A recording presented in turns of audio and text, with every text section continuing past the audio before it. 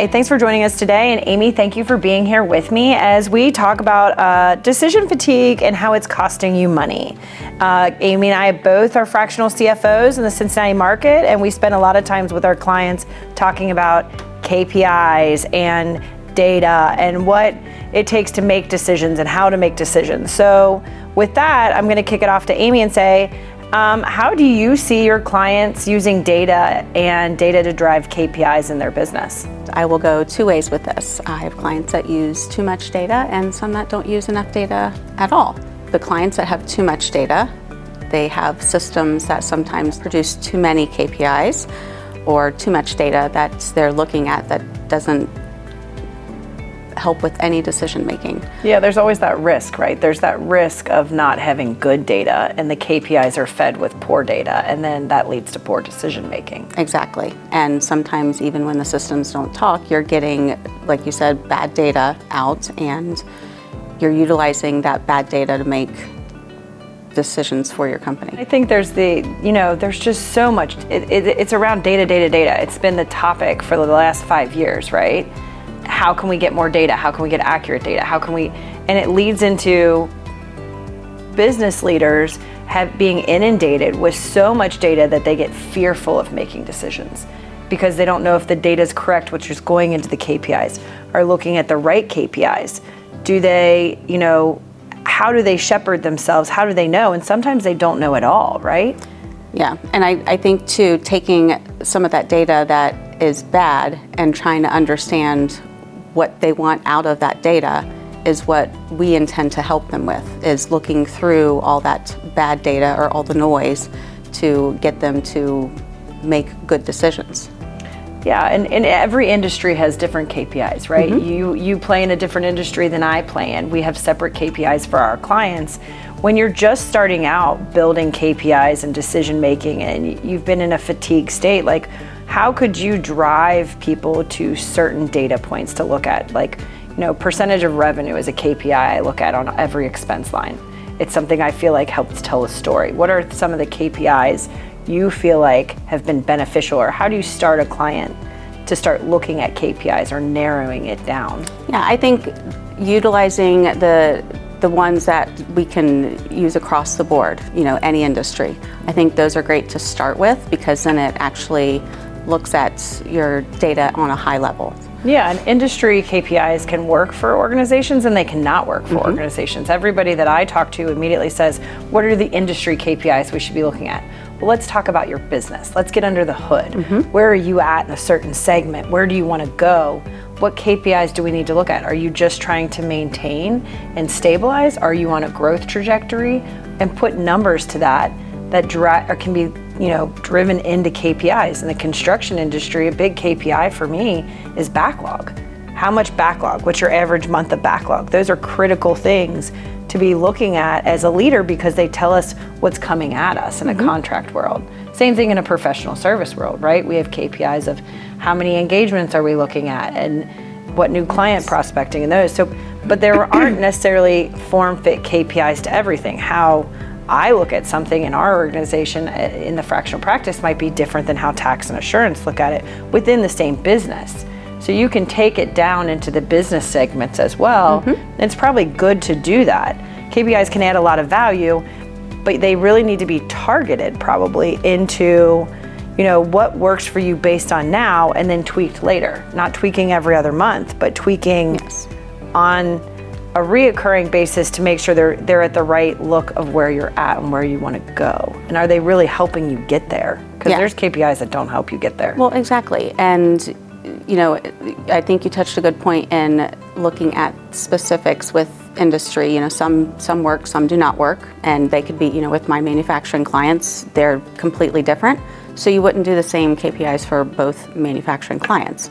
But also understanding, like you said, where they want to go with these KPIs. What decisions do they need to make? Because if you're starting a new line, you'll be looking at different KPIs than, acquiring another business, and so what does your company need to do to achieve those goals? So like you said, understanding what they want to do, where they want to go for the future, then you can understand what data needs to pull together to get to those decisions. Yeah, I think it's no different than financials. You know, financials need to tell a story. KPIs need to give you a point of data within the storyline, and they've got to connect. And a lot of people, I've walked into organizations where it's like, here's our 35 KPIs. And my first question is, what does this tell you? And they're like, well, we've got 35 KPIs. Okay, well, step that back. What decisions can you make from this 5? Oh, we don't need any of those. These are the targeted ones. Then don't pull those. Just look at these. Leave it in a background for an idea. It might come necessary to look at those later on. But right now, it's really these 5 and focus there. Yeah. Because otherwise, I mean, I look at data all the time and I can get overwhelmed and I cannot make decisions. And I also think it's critical a lot of times for owners to not feel like they need 120% of the data points, which is what they're trying to do with a robust number of KPIs. You need to streamline that back into what do you really need to know. A lot of people can make decisions off 85%. That's scary for a lot of entrepreneurs, but sometimes you make better decisions. You just have to be willing to be looking at the right things so that you can pivot if something in that 85% decision doesn't work, and be willing to try again or try a different way. Well, and understanding the risks of, you know, moving the needle. Yeah, because if you're constantly changing what you're looking at, you're never actually seeing your business. Well, but also constantly looking at the same things that are wrong is bad too. You know, I have clients that, you know, it's not just KPIs. They spend too much time looking at the detail and looking at every single line and what does it mean. And they're taking too much time doing that when they should just be kind of looking at the big picture and trying to make decisions through that way instead of, you know, looking at each line item. Yeah, I think it is a good point. Besides KPIs, you got chart of accounts, right? And a lot of people think chart of accounts is too low level for a CFO to look at. I've walked into an organization with 1,200 chart of accounts. And it's like, I jokingly say to people, at one point I worked for someone who could tell you what a brick cost in Alabama versus what a brick cost in North Carolina. It's like, but why do you want to know that from your financials? Why do you want to segment it out? Why do you want to spend all that time coding it to that level? It's like, shrink it down. Your chart of accounts should be able to tell you informed decisions in buckets and subsegments, not sub-subsegments.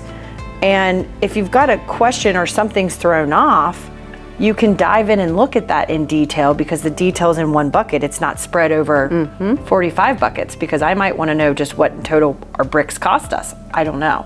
But I think the chart of accounts is another area that people think, oh, the CFO shouldn't go there. The CFO should. It's the basis of all the data flowing through their financials. Yeah. It's how you organize the information. It's how you organize the story. Yeah, if you're not going to start at the bottom level, you won't understand where the big picture is. Yeah, and then if you have multiple entities, you're, you know, a real estate developer and a construction business and all these other things, and you have a different chart of accounts across every organization, that consolidation process to get you informed decisions on a higher full-scale portfolio level is almost impossible. You'll take more time getting it put together than you will analyzing it. Yes, that's because pulling all that data together, you can't pull all that data together. It just doesn't make sense, and it would take too much time. And by the time you get it done, it's irrelevant because it's so far out. Go ahead. Then on the flip side, I see too where I have clients that aren't even looking at KPIs, and then they're asking to help make decisions. And you know, you ask them those questions. Well, where do we start? What are we looking at? What are we wanting to achieve here? Yeah. So I think it's really important to get with the owners of the organizations to understand what they want to look at first, and then you as the CFO can kind of open everything up and, you know, understand where they need to go. You know, because a lot of smaller organizations sometimes don't need the specific KPIs. You know, they just need the overall, you know, kind of standard financial ones, and then kind of looking at the data in different ways. Yeah, I mean, decisions. Easy KPIs, right? We're talking like average day to pay or average day to collect. Simple KPIs can be incredibly important for, you know, younger startup entities or even entities that are not looking to always grow but maintain, but it's still making sure you're paying attention to certain key metrics. Yeah, it's really important. And we did that with one of my clients actually that they had different products, and so they were starting up a new product line, and so we were trying to figure out, well, what makes sense to look at, to compare, what's similar, where, you had different KPIs for those different products. And so, we kind of looked to see what's going to match that product, and then we started pulling together what that detail should look like for that new product line and kind of compared. That's the thing too, is making sure you're updating the KPIs when something changes, when the market changes, when something happens in the business. So you need to change the way you're looking at the KPI sometimes as well. Yeah, I completely agree. And sometimes it can take an organization, 18, 24, 36 months to really know their business and their KPI structure. And it shouldn't be so aggressive, we've got to get this locked down in 3 months, because you're going to be short-sighted, you're going to miss things that are really critical. And market pivot is huge. I mean, we've seen that in the last 6 years. The market has been swinging. It's swinging a little bit right now, day to day. So we need to be, every business owner, should, and leadership team should be paying attention to the market and how that impacts them. I think right now there are certain segments in an industry that are taking dips because of what's going on, and then there are some that are having windfalls from it too, and that happens. We saw that with tariffs. It continues, and you've got to pay attention to those things and understand how they impact you, and KPIs can help with that. But then I think also just really making sure your financial data is set up correctly to give you that informed decision, because that is one massive KPI you should be looking at every month. Yeah. Does it tell the story? Is it telling what we need? And if not, where are we off? And then a second set of KPIs really drives you home into what you're potentially missing on the financials. Yeah. Well, and in going even a little bit deeper, sometimes you have data and KPIs and financials for certain departments within your company. You need to watch out for those, because sometimes they'll just be way too specific, and a lot of times that only works for really large companies. Everyone has different things that they're looking at towards their own goals, because we've developed budgets, and not everyone has a budget, but I think there's something to maybe doing a 10% up, 10% down budget to just off last year's actuals, so you have a give and take of your break-even point, which could be another thing that you're paying attention to, and it leads to just everybody rowing in the same boat, the same direction. And that's what I think organizations who really want to sustain and grow and have a mission and they're driving towards it, if they're looking at some kind of KPIs, they're doing, that's half the battle of cutting down on the decision fatigue. Because when you don't have that insight, you can really burn out trying to figure it out. Yep.